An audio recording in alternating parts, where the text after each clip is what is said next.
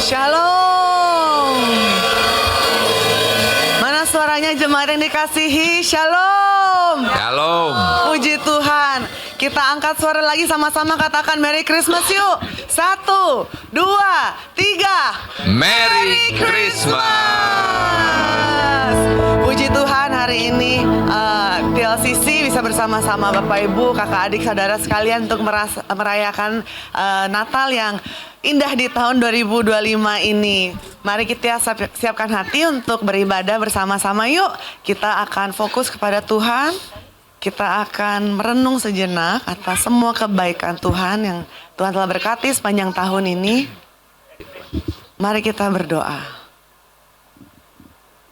Tuhan Yesus, Raja kami di dalam surga, kami bersuka cita pada hari ini Tuhan. Karena Engkau telah datang Tuhan, Kau diutus ke dunia Tuhan, untuk menyelamatkan kami semua Tuhan. Setiap hari kami merasa bersyukur Tuhan, lebih-lebihnya pada hari ini Tuhan. Di mana kami Tuhan, manusia-manusia yang tidak berdaya, yang tidak layak Tuhan, penuh dengan dosa, tidak bisa menyelamatkan diri sendiri. Engkau tolong Tuhan, hati kami berlimpah-limpah dengan ucapan syukur bagimu. Terimalah ibadah ini Tuhan, pujian-pujian ini Tuhan, sebagai tanda syukur kami padamu. Kiranya Engkau dimuliakan di tempat ini dan di seluruh dunia ini. Kiranya harapan darimu Tuhan, yang menyelamatkan, yang menolong dari semua masa-masa sulit, semua tantangan-tantangan hidup ini Tuhan. Terima kasih Tuhan Yesus. Terima kasih kami bisa merayakan Natal Tuhan bersama-sama di tempat ini. Dalam nama Tuhan Yesus. Haleluya. Semua yang percaya katakan amin. Kita akan memulai ibadah dengan semangat yang penuh, semangat yang energik bagi Tuhan. Amin. Saya undang Bapak Ibu untuk berdiri. Kita akan menari, berdansa untuk Tuhan yang luar biasa. Mari, saya mau lihat semuanya menggerakkan badannya. Lonceng berbunyi, Kristus telah lahir. Bersama-sama kita sambutlah. Kita sambutlah. Mari bersuka. Kita bersuka. Karena hari Natal. Karena hari Natal. Katakan ding dong ding. Hey, ding dong ding, ding dong ding. Lonceng berbunyi. Panjang gerakannya. Soraklah, soraklah, Kristus telah Katakan lahir. hey. Hey, ding dong ding, ding dong ding, lonceng berbunyi. Soraklah, soraklah, Kristus telah lahir. Wah, kurang panas nih. Semuanya udah tahu lagu ini kan ya? Ayo, jempolnya diangkat. Lonceng berbunyi. Amin. Kristus telah lahir. Bersama-sama Bersama-sama kita sambutlah. kita sambutlah. Hey, Mari bersama kita bersuka. Karena hari Natal ini telah Sama-sama tiba. katakan. Hey, ding dong ding, lonceng berbunyi. Sorak. Soraklah, soraklah, Kristus telah lahir. Hey, ding dong ding, lonceng berbunyi. Soraklah, soraklah, Kristus telah Katakan ding dong ding. ding dong ding, lonceng berbunyi. Soraklah, soraklah, Kristus telah Sama-sama lahir. katakan. Hey, ding dong ding, lonceng berbunyi. Soraklah, soraklah, Kristus telah lahir. Bapak Ibu, hari ini tuh hari yang istimewa loh. Mana suaranya, mana energinya? semuanya. Semua yang bersuka cita hari ini katakan, hey! Katakan, hey! Sekali lagi, hey! Kita coba lagu ini sekali lagi, boleh? Ya? Oke. Kita move on ya. Yuk, tepuk tangannya di mana?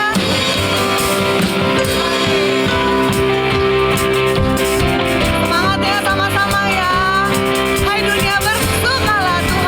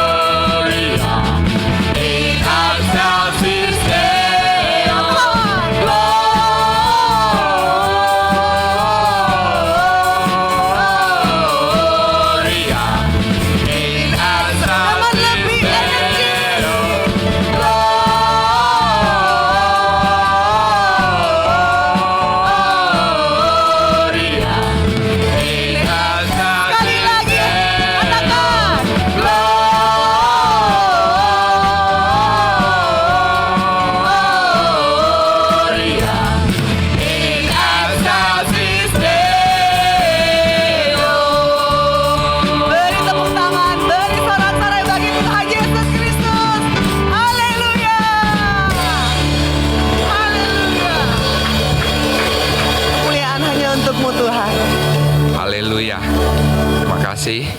Kita sudah memuji Tuhan dengan luar biasa. Amin. Kita siapkan hati kita dengan mengatakan, seorang anak telah lahir untuk kita.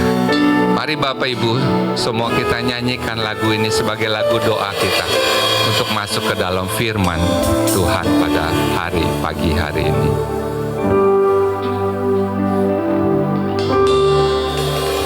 Seorang anaklah lahir untuk kita, seorang putera diberikan, lambang pemerintahan, lambang di atas bahunya, dan namanya pun disebut orang penasehat, penasehat ajaib, Allah yang perkasa, yang perkasa. Amin Tuhan. Bapa yang kekal, Raja damai, sambutlah dia, sambutlah dia. Yesus Tuhan, Juru Selamat dunia.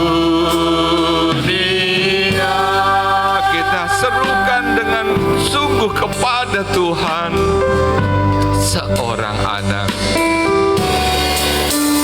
seorang anaklah lahir untuk kita, seorang putera diberikan, lambang pemerintahan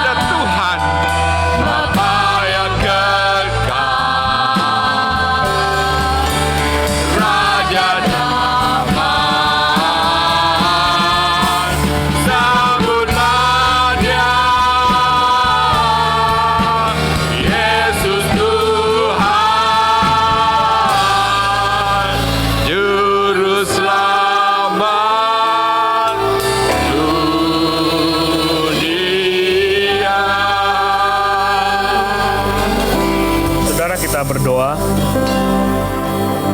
Kami bersyukur Bapa, kami bisa datang kepada Tuhan ketika kami merayakan Natal, merayakan kasih Tuhan yang turun atas kami masing-masing. Kami berterima kasih, dan biarlah hari ini Engkau berbicara kepada kami. Engkau menolong kami untuk merefleksikan kasih Tuhan yang telah Engkau tunjukkan, demonstrasikan kepada kami, supaya kami dapat melakukan dan menerapkan kasih itu dalam kehidupan kami tiap-tiap hari. Bapa, berkati kami dan biarlah Engkau beracara, Engkau berbicara, Roh Kudus-Mu yang menerjemahkan firman Tuhan ini ke dalam hati kami. Kami berdoa dalam nama Tuhan Yesus. Amin. Silakan duduk saudara yang dikasihi Tuhan. Biasanya kalau Natal, kita akan merenungkan firman Tuhan dari nats Natal. Tapi kalau kita melihat kepada kebenaran firman Tuhan, kita akan melihat bahwa seluruh Alkitab itu bicara mengenai Allah. Saya senang bercerita mengenai seorang bernama George Frederick Handel. Dia 24 hari mengurung di dalam sebuah kamar dan membaca kitab suci. Dia berpuasa dan berdoa dan dia merenungkan tentang Yesus. Lalu dia membaca semua bagian kitab suci, lalu dia mengarang sebuah lagu, hampir 1 jam lebih lagu itu. Dan semuanya bercerita tentang Yesus mulai dari Kejadian sampai Wahyu. Saudara tahu lagu Haleluya? Lagu itu diambil dari kitab Wahyu. Diambil dari kitab Wahyu dan di situ dikatakan, pujilah Tuhan, haleluya, seluruh makhluk bersorak-sorak memuji Tuhan. Alkitab bercerita tentang Yesus. Semua ini tentang Yesus. Kalau saudara membaca Kejadian, Keluaran, Bilangan sampai Wahyu, semua tentang Yesus. Jadi kalau kita mau cerita tentang Natal, kita bisa mengambil bagian dari kitab manapun juga. Khususnya hari ini, kita akan melihat dari Roma pasal 8, ayat 31 sampai yang ke-39. Kita akan baca ayat-ayat ini. Saya akan baca ayat yang ganjil, saudara baca ayat genap, supaya saudara memahami apa yang tertulis dalam firman Tuhan. Saudara buka Alkitab saudara. Saya tidak tampilkan di situ. Saya yakin saudara bawa Alkitab. Roma pasal 8 ayat 31 sampai yang ke-39. Firman Tuhan berkata, sebab itu apakah yang akan kita katakan tentang semuanya itu? Jika Allah di pihak kita, siapakah yang akan melawan kita?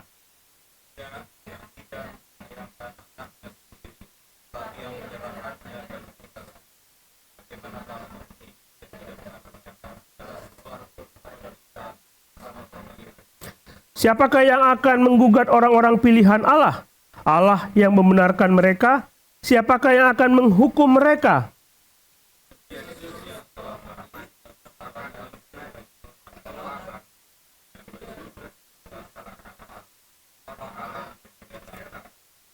Siapakah yang akan memisahkan kita dari kasih Kristus?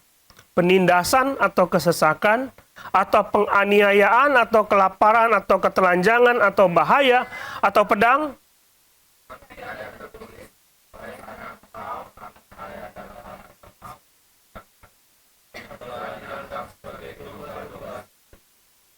Tetapi dalam semuanya itu kita lebih daripada orang-orang yang menang oleh Dia yang telah mengasihi kita.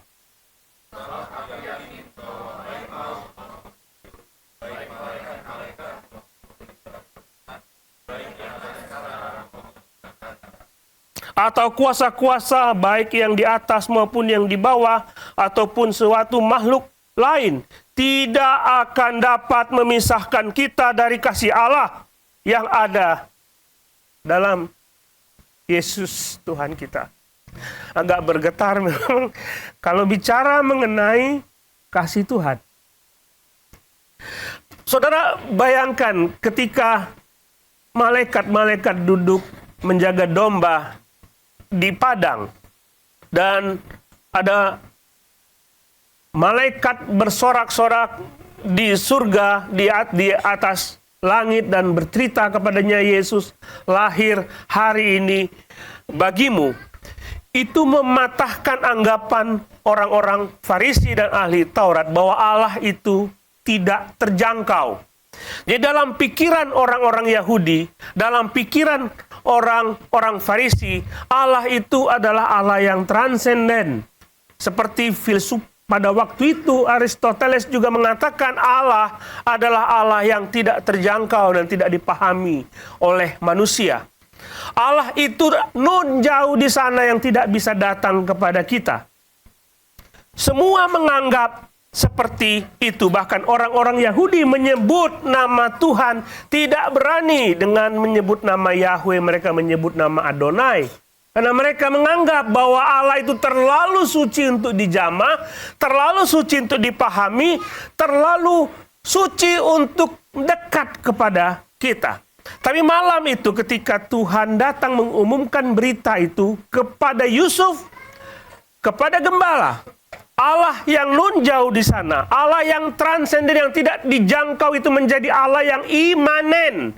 Dia berkatakan kepada manusia, mengatakan akan lahir hari ini bagimu seorang juru selamat dan kau akan menamain dia Immanuel. Allah beserta dengan kita. Allah yang nun jauh di sana menjadi Allah yang imanen. Imanen itu adalah Allah turut campur tangan atas setiap persoalan-persoalan kita. Allah yang nun jauh yang dianggap tidak turut campur tangan dalam masalah kita. Tapi dia turun, dia ingin tahu apa yang kita alami, dia ingin tahu betapa beratnya beban kita. Lalu dia menjadi manusia merasakan penderitaan yang sama seperti kita. Itu kasih Allah. Jadi Natal adalah demonstrasi kasih Allah kepada kita. Sama seperti ketika Paulus menulis surat Roma. Saudara baca dari pasal 1 sampai pasal yang terakhir. Dia sedang berapologet, menjelaskan kepada orang, ini loh kasih Tuhan itu. Kamu itu berdosa, kamu itu tidak layak. Tapi dia mau datang buat kamu yang tidak layak itu. Dia tidak peduli seberapa besar dosamu, tapi dia mau datang kepada engkau. Paulus mengatakan dalam ayat 31, sebab itu apa yang akan kita katakan akan semuanya ini? Semua yang apa? Kita kembali merujuk kepada pasal-pasal sebelumnya. Ketika Paulus menceritakan bahwa keselamatan itu adalah anugerah, bukan karena apa yang engkau lakukan. Saudara, Allah di atas melihat kita berusaha, manusia itu berusaha untuk datang kembali kepada Tuhan. Dan mereka dirasakan oleh Tuhan, dia melihat bahwa manusia itu begitu berjuang dengan sia-sia untuk kembali kepada Tuhan. Itu yang Tuhan lihat dari surga. Ketika manusia, Tuhan, terimalah kami akan melakukan ini, kami akan melakukan itu, kami berpuasa, kami menyiksa diri kami, terimalah kami. Tapi Tuhan tahu itu sia-sia semua. Sia-sia. Tidak akan ada artinya. Maka Paulus mengatakan dalam Roma bahwa keselamatan itu adalah anugerah. Semua kita berdosa, kehilangan kemuliaan Allah. Hanya anugerah saja pemberian Tuhan. Lalu bagaimana manusia bisa diselamatkan? Dalam Roma pasal 5 ayat 6 disebutkan di situ, karena waktu kita lemah, Kristus telah mati untuk kita orang-orang durhaka pada waktu yang ditentukan oleh Tuhan. Ini demonstrasi, saudara. Siapa kita yang layak untuk dikasihi? Nggak ada. Semua berdosa. Dan Roma juga mengatakan, kita kehilangan kemuliaan Allah dan layak untuk dihukum. Tapi Roma 5 ayat 6, waktu kita memberontak kepada Allah, waktu kita membenci Allah, waktu kita tidak peduli kepada Tuhan, pada saat itulah Dia mau mati buat kita. Adakah manusia kayak gitu? Coba, istrimu bersalah. Maukah saudara mengampuni?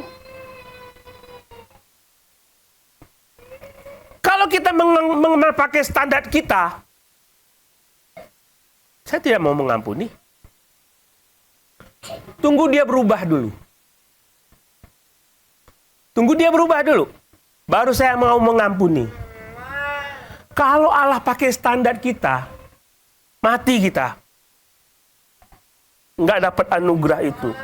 Itulah yang disebutkan oleh Paulus. Ini adalah anugerah Tuhan. Waktu engkau membenci Tuhan, pada saat itu Dia mengasihimu. Waktu engkau tidak suka kepada Tuhan, pada saat itulah Dia mati di kayu salib bagi engkau. Sebab itu apa yang akan kita katakan tentang semuanya itu? Jika Allah di pihak kita, siapa yang akan melawan kita? Ia yang tidak menyayangkan anaknya sendiri, tetapi yang menyerahkannya bagi kita semua. Bagaimana mungkin Ia tidak mengaruniakan segala sesuatu kepada kita bersama-sama dengan Dia? Anak yang paling Dia kasihi, harta yang paling mulia, yang paling berharga yang Dia miliki, diberikan untuk kita. Apalagi yang lain? Apalagi yang lain? Ia tidak menyayangkan anaknya sendiri, tapi menyerahkannya bagi kita. Saudara maksudnya tahu apa maksudnya itu?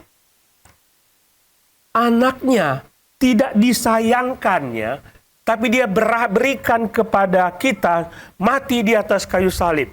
Saudara ingat, pada waktu Abraham disuruh oleh Tuhan, Abraham, bawa anakmu ke Gunung Moria. Persembahkan itu bagi aku. Saudara tahu cerita itu? Abraham tidak segan-segan. Dia bawa Ishak, memanggul kayu, naik ke atas Gunung Moria. Lalu dibangunlah altar di situ. Ditaruhlah kayu di situ.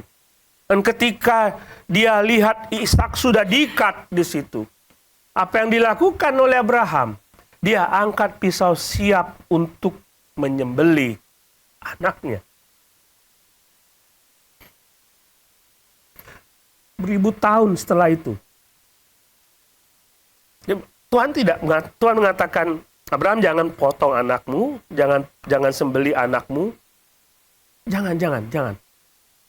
Ishak nggak mati, tapi ribuan tahun setelah itu, di tempat yang sama, Gunung Moria, tidak jauh dengan Kalvari. Tidak jauh, tempatnya sama, mungkin beberapa meter jaraknya. Tapi lokasi Moria sama dengan lokasi Kalvari. Sama seperti Ishak memanggul kayu itu, Yesus juga memanggul kayu itu ke atas bukit Kalvari. Tapi semalam sebelumnya dia berdoa kepada Tuhan, kepada Bapaknya, Bapa, jikalau mungkin cawan ini lalu daripadaku, tapi Bapaknya diam. Kepada Ishak dia mengatakan, jangan bunuh anak itu. Tetapi kepada anaknya sendiri dia mengatakan, diam, kamu harus mati, nak. Demi kasihku kepada mereka. Yesus taat. Ketika dia mati di atas kayu salib, penderitaannya begitu besar. Allah puas dengan kematian anaknya. Ishak, jangan dibunuh. Tapi anakku, Yesus, Aku tidak sayangkan, aku akan korbankan supaya kamu bisa kembali kepadaku. Kasih apa itu coba? Coba pikir. Ini terjadi dalam Roma pasal 5 tadi mengatakan, waktu kamu berdosa, kamu menghina Allah, kamu tidak peduli kepada Allah. Aku tidak peduli anakku, kamu harus mati buat mereka yang membenci aku. Kasih apa itu coba?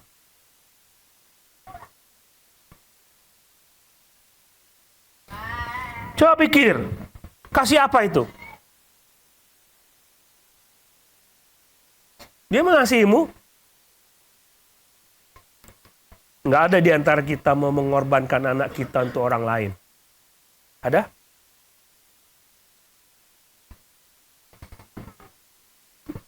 Begitu juga sukar bagi kita mengorbankan diri kita untuk mengasihi Tuhan.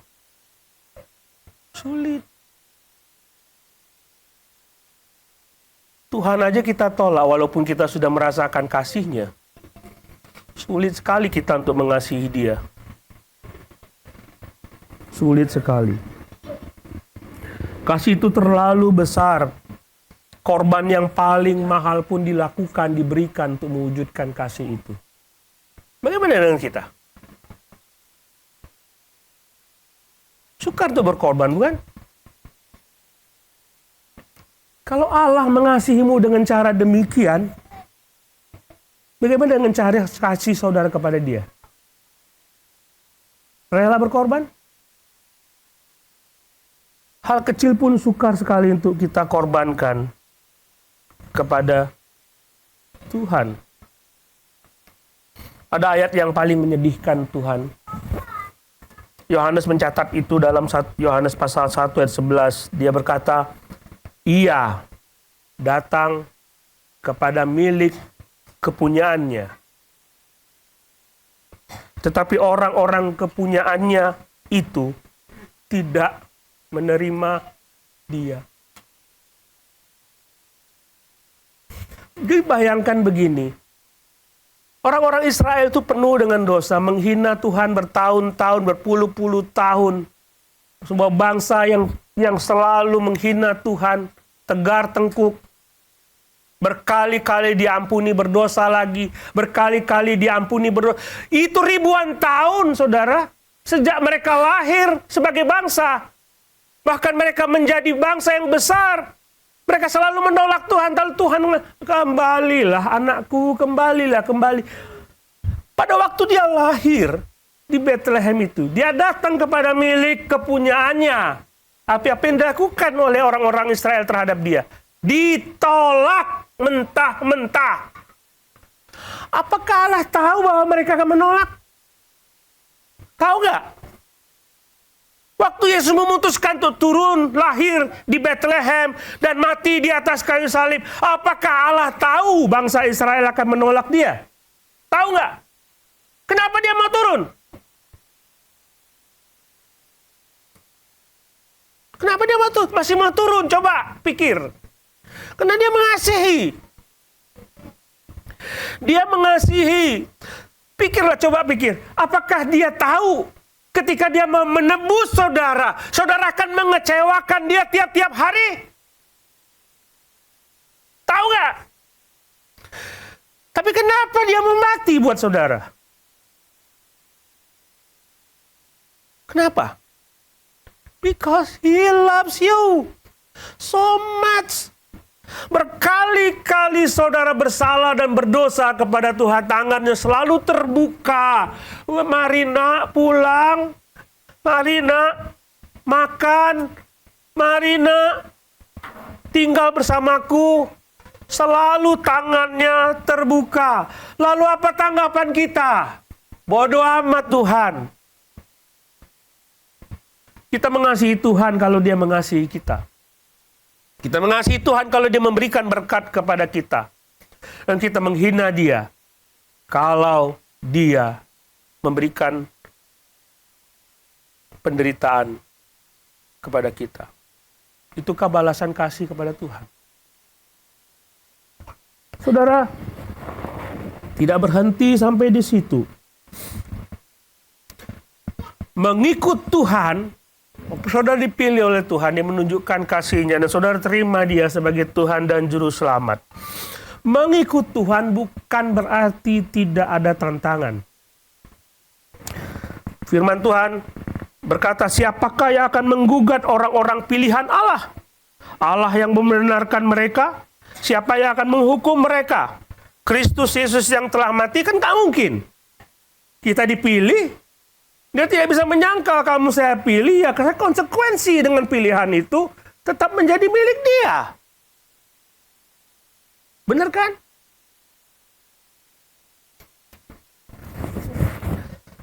Renungkan pernikahanmu. Untuk kau memilih seorang wanita atau seorang pria menjadi pasanganmu, kamu konsekuensi nggak dengan pilihan itu?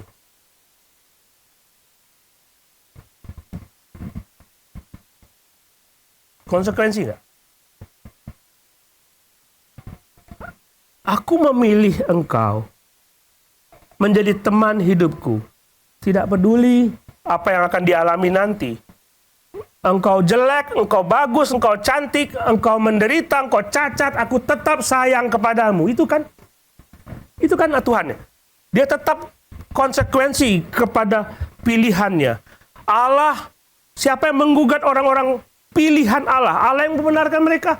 Aku pilih engkau, aku tetap konsekuensi kepada pilihanku. Dan aku tidak akan membuang engkau. Kita kan enggak. Saya ingat ini terus terang ya. Ini terus terang. Ini harus terus terang kita. Jadi pendeta jujur ya, yang harus jujur. Waktu saya mau nembak istri saya, tembak dor gitu ya. Jadi saya pikir-pikir. Harus berdoa kepada Tuhan. Ini baru pacaran. Saya bilang, bilang kepada diri sendiri bahwa saya harus konsekuensi terhadap pilihan saya. Apapun yang terjadi, itu masih pacaran. Saya bilang, kamu tetap menjadi pacarku dan akan jadi istriku dan selamanya jadi istriku. Nah, aku tidak akan mengecewakan dia. Itu konsekuensi dari pilihan. Ya kan?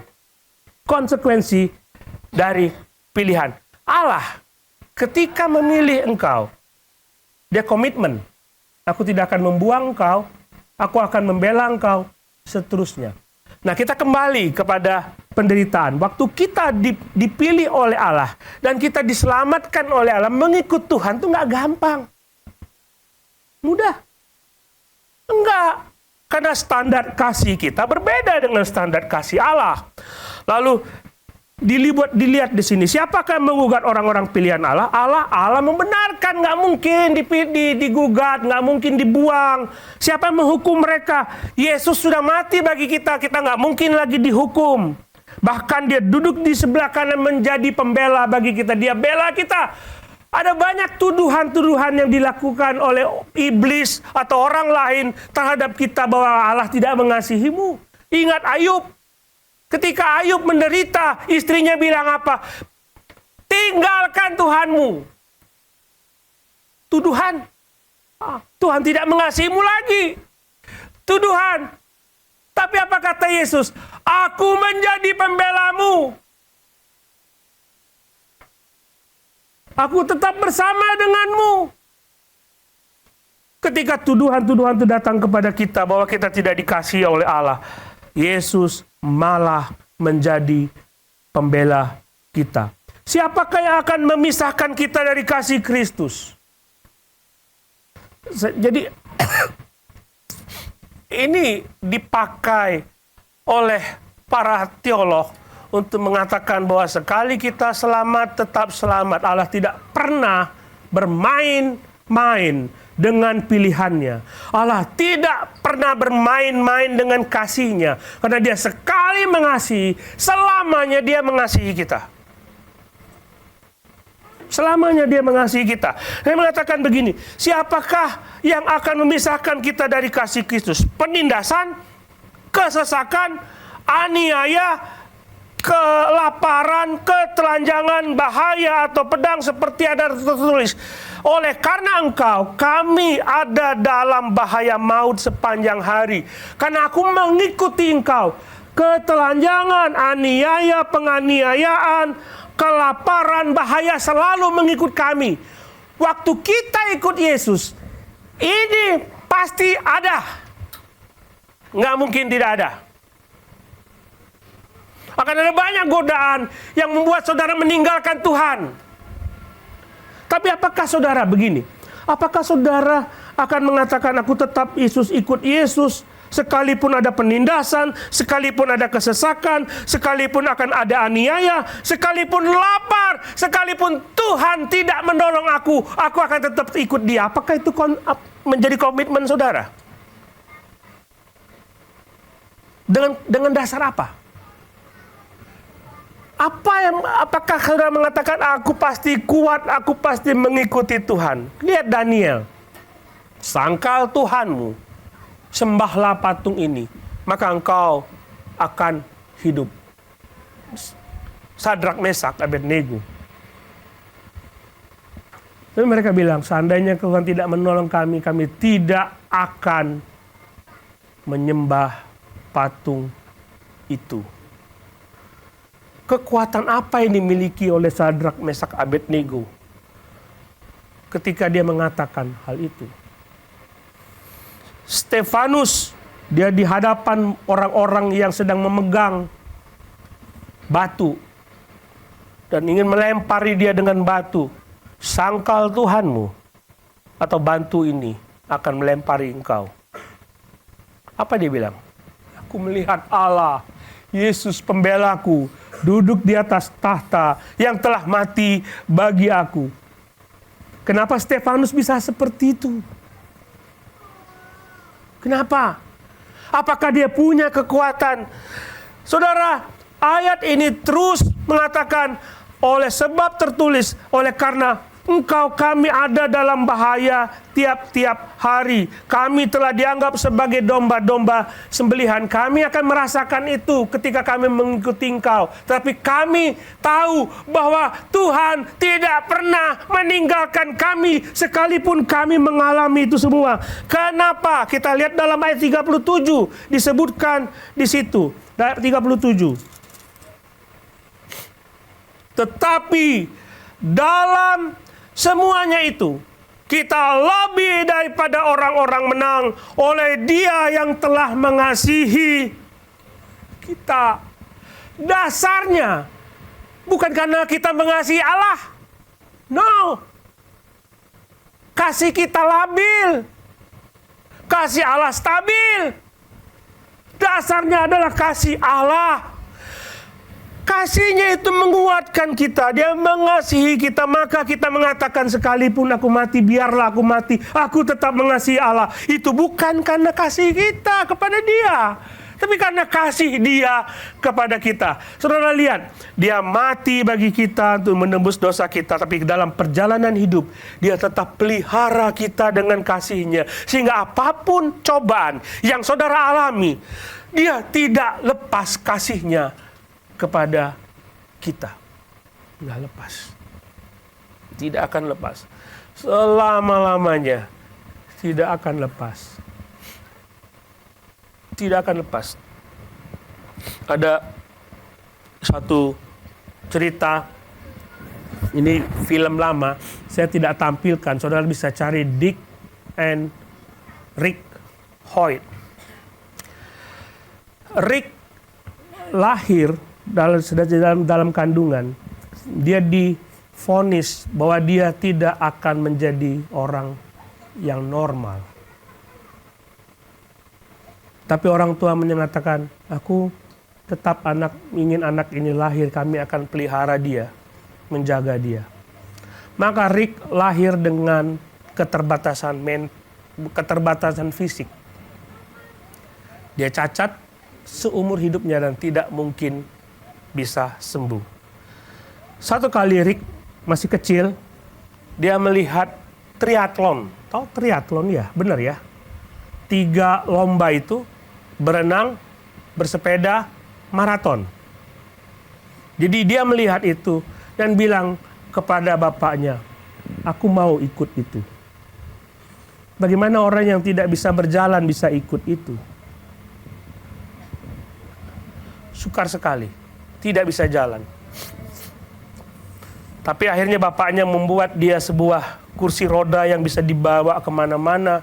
Dia buat ransel yang bisa menggendong anaknya. Bapaknya ikut lomba itu, triathlon, dan sampai finish. Apa kata Rick? Aku bisa menyelesaikan semuanya itu bukan karena kekuatanku. Kami ada Papa bersama dengan aku. Papa yang mendukung aku. Bapaknya membawa dia dengan kursi roda maraton bersama-sama dengan dia.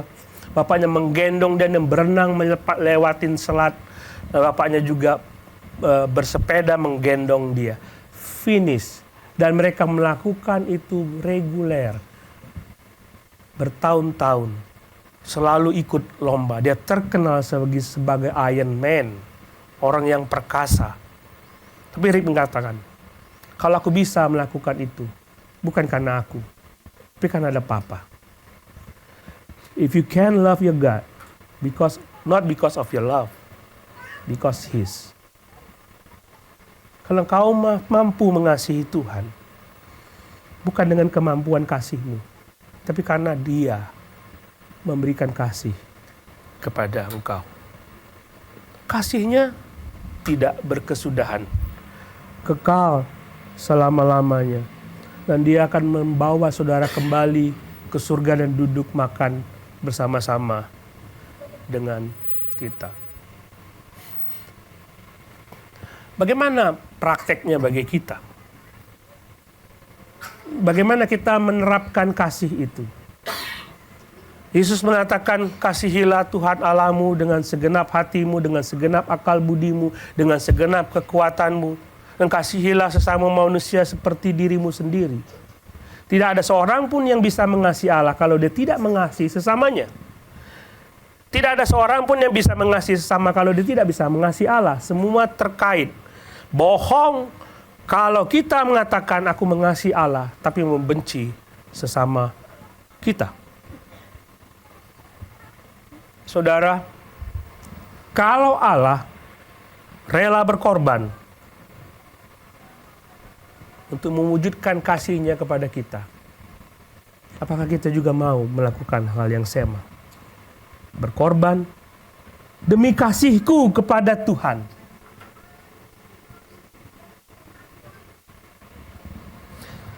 Yang kedua, coba lihat kasih kita kepada sesama.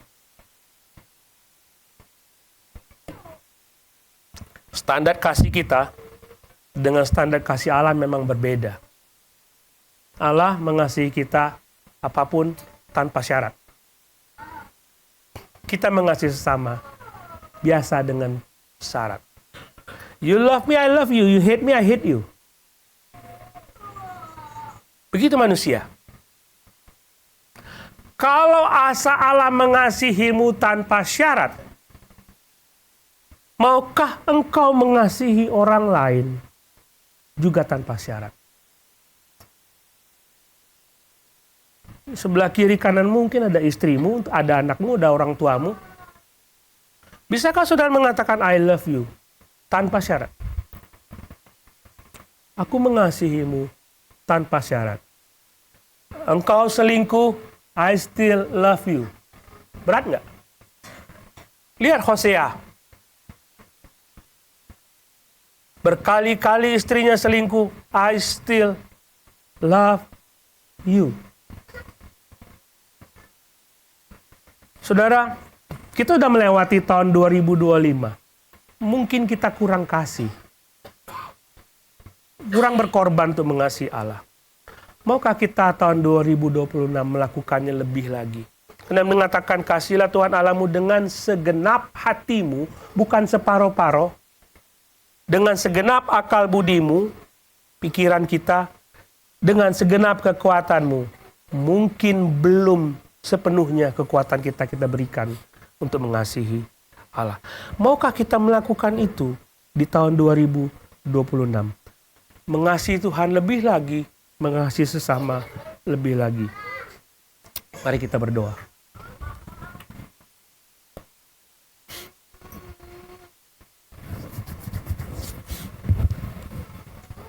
Silakan berdoa, saudara. Saya tidak tahu Allah bicara apa kepada saudara. Pasti ada sesuatu yang Dia katakan kepada roh saudara.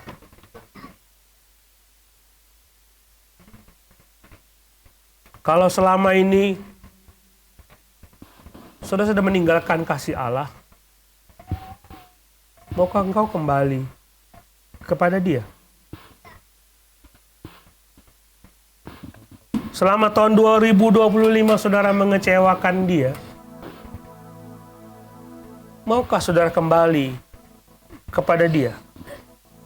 Tangannya selalu terbuka untukmu.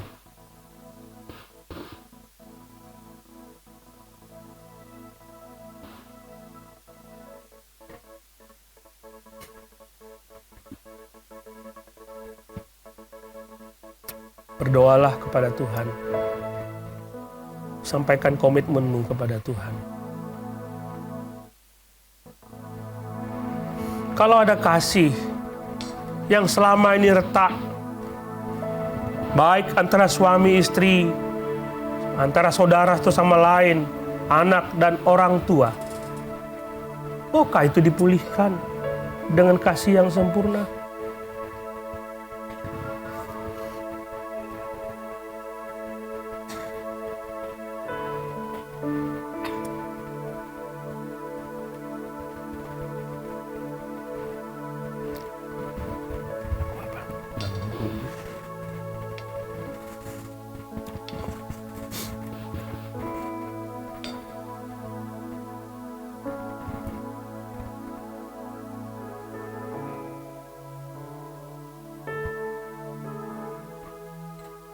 Kalau ada keputusan saudara yang mau ambil dan saudara mau didoakan, saya ada di depan untuk menolong saudara berdoa. Kalau ada.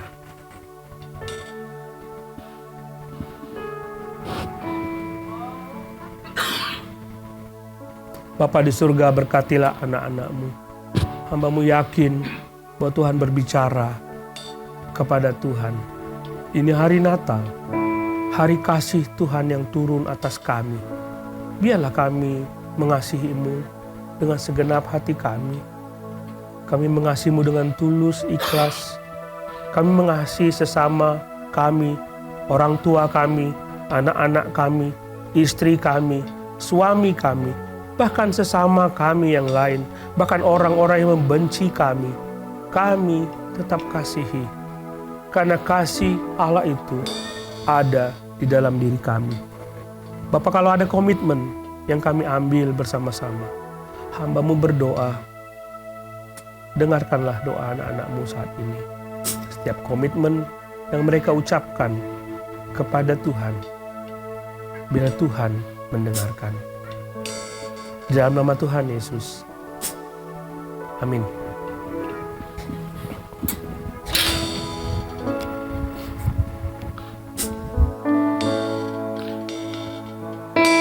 Kristus sudah mati, tapi sebelumnya Dia lahir hari ini dan menebus kita. Kita akan rayakan, meresponi dengan lagu Malam Kudus, Malam Sunyi. Ayat pertama kita nyanyikan bersama-sama sebagai lagu respon kita. Ayat kedua wanita, ayat ketiga pria, dan ayat keempat bersama-sama. Saudara bawa handphone, kita nyalakan ya lampu handphone kita. Mungkin kita minta dimatikan ya lampu. Oke. Biarlah ini menjadi lagu respon kita pada Tuhan. Malam kudus, malam sunyi. Malam kudus, malam sunyi.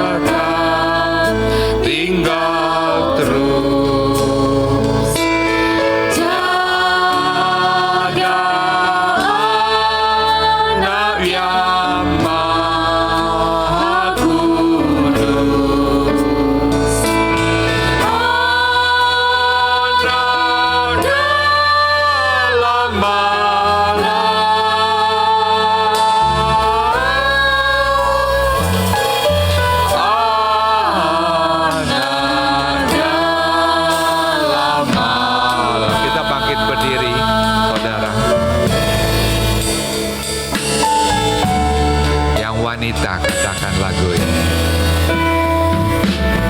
Malam kudus, malam sunyi, terang surga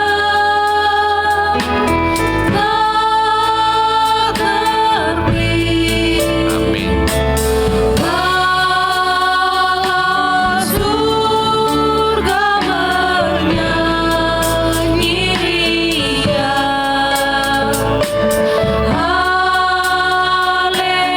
Haleluya, pujilah Allah. Yesus Kristus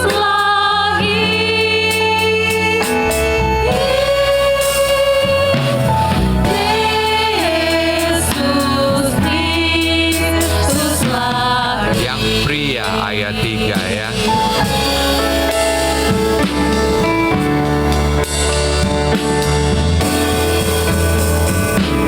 Malam kudus, malam sunyi, Yesuslah terang kasih dan pemancar damai sejahtera, terbit fajar anugerah Allah karena Yesus lahir.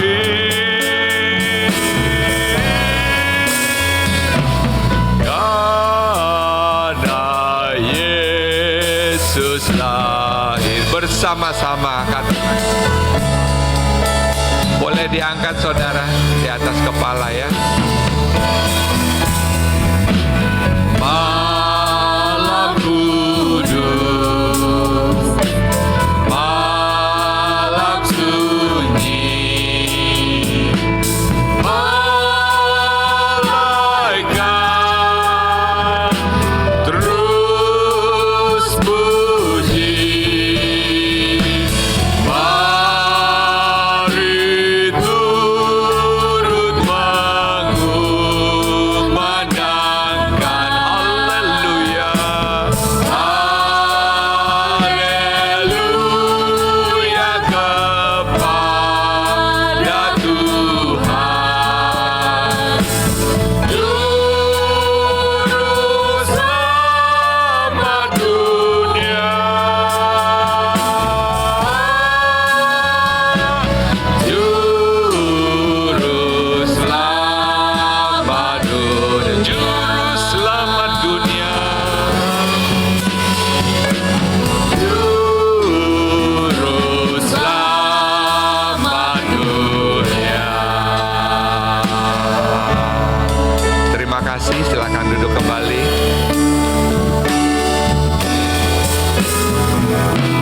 Kita akan memberi yang terbaik bagi Tuhan. Pak Aswin bisa pimpin untuk doa persembahan dan pengumuman nanti. Silakan. Petugas persembahan, bisa maju ke depan. Mari kita tundukkan kepala, kita berdoa sejenak. Bapa, kami mengucap syukur padamu Bapa. Terima kasih untuk firman Tuhan yang sudah Engkau berkati kepada kami. Biarlah kiranya Roh Kudus pada pagi hari ini membuka pikiran kami, membuka hati kami. Dan biarlah semakin hari kami menjadi pribadi yang semakin menyenangkan hati-Mu Bapa. Dan pada pagi hari ini kami akan memberikan sedikit persembahan Bapa. Menyadari bahwa segala sesuatu yang kami miliki pada hari ini diberikan oleh-Mu Bapa. Dan biarlah pagi hari ini kami bisa memberikan sedikit saja dan kami berdoa Bapa, persembahan ini bisa membangun kerajaan-Mu, bisa membuahkan jiwa-jiwa baru, dan kami berdoa Bapa, biarlah kiranya hati-Mu disenangkan dengan persembahan kami pada pagi hari ini. Hanya di dalam nama Tuhan Yesus kami berdoa dan mengucap syukur. Haleluya. Amin. Silakan tugas persembahan.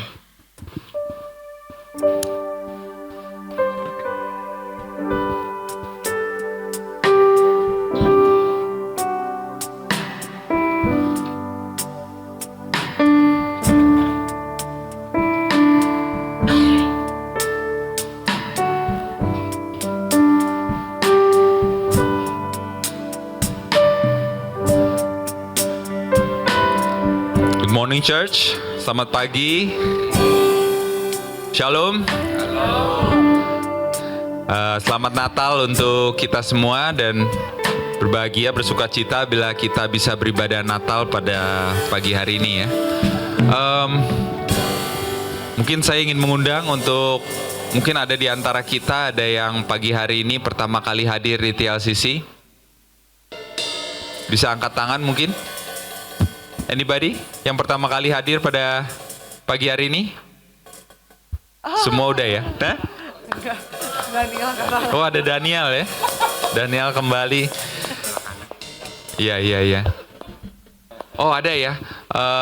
Yes, welcome ya, welcome. Tolong disalamin ya untuk keluarga TLCC. Mungkin ada wajah-wajah baru di sekitarnya, please.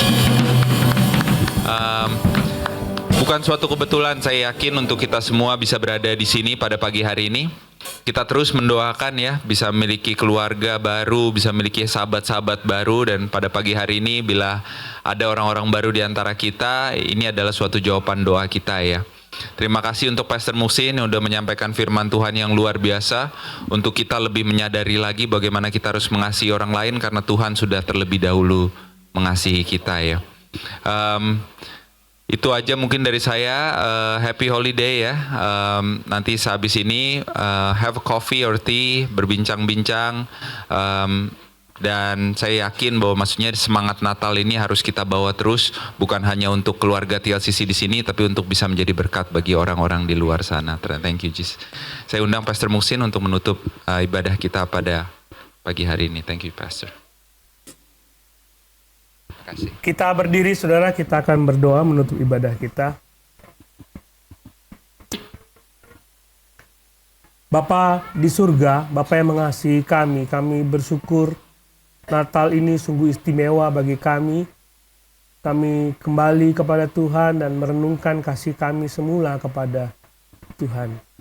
Hamba-Mu berdoa, kiranya kami membawa semangat itu ke rumah kami, ke tempat di mana kami tinggal, dan kami menceritakan kasih Tuhan itu kepada orang lain.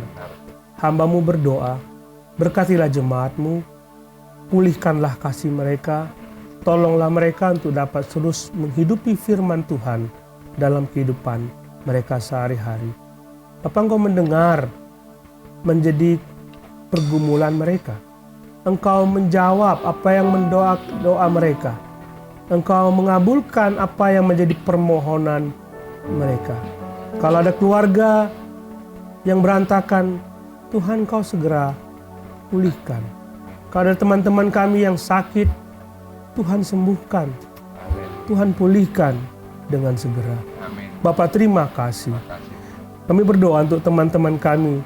Dan kami semua mungkin akan mengadakan liburan. Tuhan sertai kami dalam perjalanan. Sertai kami dalam liburan. Supaya kami semua bisa menikmati kebersamaan kami sebagai keluarga. Dan kami dapat mengasihi satu sama lain.